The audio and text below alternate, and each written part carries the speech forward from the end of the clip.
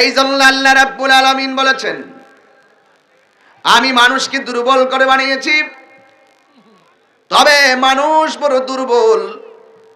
এই মানুষকে আমি আল্লাহ রাব্বুল আলামিন দুনিয়াতে পাঠিয়েছি টেন্ডারবাজি করার জন্য। আমি আল্লাহ পাঠাই নাই। মায়ের বুকে লাথি মারার জন্য পাঠাই নাই। বড় ভাইকে বুকে ছুরি চালাইবার জন্য পাঠাই নাই। দাঙ্গা হাঙ্গামা ফাসাদের জন্য আমি পাঠাই নাই।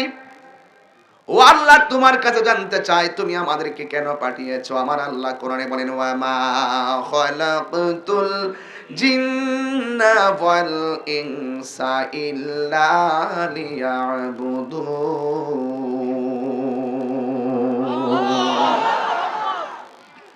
আল্লাহ রাব্বুল আলামিন বলে, আমি মানুষকে বানিয়েছি একমাত্র আমি আল্লাহর গোলামি করার জন্য। আমি আল্লাহর একমাত্র গোলামি করার জন্য।